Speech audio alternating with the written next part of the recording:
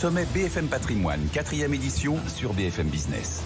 4e édition du sommet BFM Patrimoine, ce sera au Carrousel du Louvre et ça approche. Le 21 juin prochain, on sera ravis de vous accueillir, vous CGP, Asset Managers, quelles que soient vos chambres professionnelles et syndicales. BDL Capital Management d'ailleurs va à nouveau nous accompagner. Maxime Ayotte, gérant du fonds BDL Durandal. Bonjour. Maxime, Guillaume. Bienvenue. On va évoquer les conséquences de l'inflation sur l'allocation d'actifs. C'est une vraie question qui se pose aujourd'hui à ceux qui souhaitent investir leur argent. Et il faut en parler parce qu'à vos yeux, cette inflation, elle va s'installer, s'incruster, s'imposer sans doute dans la durée. Elle est déjà en train de s'incruster, comme vous le dites. L'INSEE a calculé que l'inflation en mars avait progressé de 4,5% au cours des 12 derniers mois. Elle était déjà en hausse de 3,6% au mois de février. Donc elle est déjà réellement là et on n'a toujours pas atteint ce fameux pic. C'est un constat que nous avons chez BDL depuis 2021. Puisque une de nos particularités est d'être très proche des entreprises dans lesquelles nous investissons. Nous rencontrons plus de 1000 entreprises par an. Et déjà, les chefs d'entreprise nous avaient permis d'établir cette conviction que l'inflation était réellement là et qu'elle allait changer de cycle. On abandonne le cycle qu'on connaît depuis 2009, où l'inflation moyenne était seulement de 1%, pour entrer réellement dans un régime inflationniste. Et ça a vraiment des impacts concrets, déjà palpables et à venir peut-être croissants sur les épargnants, les investissements. Ouais, ça va devenir tangible tout ça? Alors c'est déjà tangible, et il va y avoir vraiment deux grands impacts que nous commençons à voir, mais qui vont s'amplifier. Le premier concerne directement les actions, entre les secteurs et au sein des secteurs. Entre les secteurs, pourquoi? Parce que les 10 dernières années nous ont un petit peu habitués à voir une baisse des taux continue en Europe et aux États-Unis. Et ont monté le multiple de valorisation de beaucoup d'entreprises. Alors le multiple de valorisation, c'est le nombre d'années de profit ou de chiffre d'affaires qu'on est prêt à payer pour une activité. Et il est à des niveaux historiquement élevés pour des sociétés à forte croissance, comme la technologie. C'est pas pour rien qu'on voit déjà que le Nasdaq américain fait son plus mauvais début d'année historique. C'est parce que ces multiples étaient trop élevés. Et à l'opposé, on a des secteurs qui sont plutôt propices à l'inflation, en tout cas qui en bénéficient, comme l'énergie, qui eux sont sur des multiples très très très bas. Et au sein même des secteurs, vous voyez des variations de cours extrêmement divergentes. C'est-à-dire que cette inflation, elle a un impact sur les classes d'actifs, mais au sein même des secteurs ou des classes d'actifs, on voit des divergences. C'est ça qui est absolument troublant dans la période qu'on est en train de traverser. C'est ce que vous disiez, c'est pernicieux en fait. Oui. Et justement, pour prendre un exemple, dans le secteur de l'automobile, on pourrait avoir d'un côté une société comme Mercedes qui a décidé de construire une stratégie basée sur la qualité des véhicules qu'elle vend, ce qui lui a permis de monter les prix de ses véhicules, quasiment 15% de hausse des prix depuis le début de l'année, sans mettre en danger sa marge. Sa marge est de 16% depuis le début de l'année et en croissance par rapport à l'année dernière. C'est ce qu'on appelle avoir du pricing power, donc c'est très important, ça permet de monter les coûts sans se mettre en danger.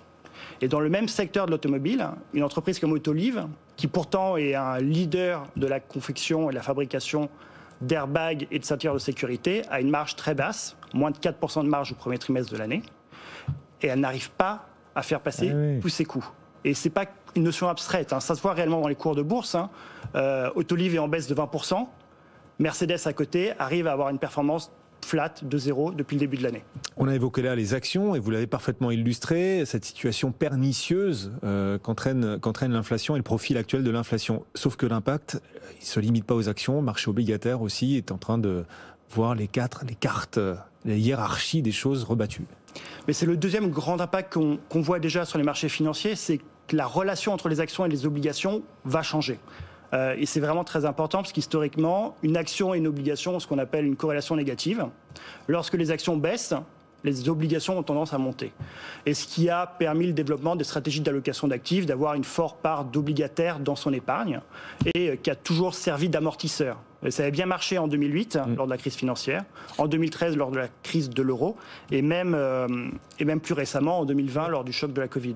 Il y avait un couple action-obligation, voilà, et un je t'aime moi non plus. Ce mécanisme-là semble désormais cassé. Ça vient peut-être donc réduire encore un peu la visibilité que les marchés peuvent avoir face au marché. Exactement, on perd cette diversification possible avec les obligataires. Et ça se voit encore une fois depuis le début de l'année, avec le CAC 40 qui est en baisse de 10%. Les obligations, elles, sont aussi en baisse. les obligations françaises, est de pratiquement 8%. Cette année, on ne pouvait pas se diversifier entre actions et obligations. Et c'est vraiment pernicieux parce qu'on s'est habitué, de la même façon qu'on s'est habitué à avoir une faible inflation, on s'est habitué à pouvoir décorréler, à pouvoir diversifier son portefeuille avec des obligations. Du coup, BDL Capital Management, quelles sont vos recommandations? Que doivent faire les épargnants et est-ce qu'il existe des alternatives aux obligations dont on parlait à l'instant? Alors, la priorité, selon nous, c'est de retrouver de la diversification pour son épargne. Oui. Et là-dessus, sans être une alternative directe aux obligations, il y a des fonds qui sont développés avec des objectifs de performance absolue. Essayer de faire une performance positive année après année. Et ils sont généralement peu corrélés aux actions et peu corrélés aux obligations. On recrée cette fameuse diversification qui avait disparu. Et dans cette grande catégorie de fonds, les fonds qui utilisent une stratégie long-short action peuvent en plus profiter de la dispersion que je décrivais tout à l'heure au sein des actions, de remettre la sélection, le stock picking au cœur de la performance. Et ils le font parce qu'ils sont en mesure d'investir de façon très classique à la hausse sur les entreprises, c'est la poche longue. Mais ils peuvent aussi, une fois qu'on a identifié des sociétés qui sont soit survalorisées, soit mal adaptées au nouveau régime, à prendre une position baissière, et c'est ce qu'on appelle la poche short. Et voilà, quelques idées pour tous les investisseurs qui nous suivent sur BFM Business dans ces temps, en effet, où les cartes sont rebattues et la hiérarchie des actifs. BDL Capital Management, Maxime Ayotte, merci beaucoup d'être passé nous voir. Merci. Gérant du fonds BDL Durandal, et vous nous accompagnerez aussi sur le sommet BFM Patrimoine, la 4e édition. C'est facile à retenir, le 21 juin, c'est le jour de l'été. Ce sera aussi le jour du sommet. On vous espère, vous tous qui nous suivez sur BFM Business, les plus nombreux possibles. Ce sommet, 4e édition, aura lieu au Carrousel du Louvre. Dans un instant, le club sur BFM Business, le CAC 40 toujours hésitant à une demi-heure de la clôture. Sommet BFM Patrimoine, 4e édition, mardi 21 juin sur BFM Business.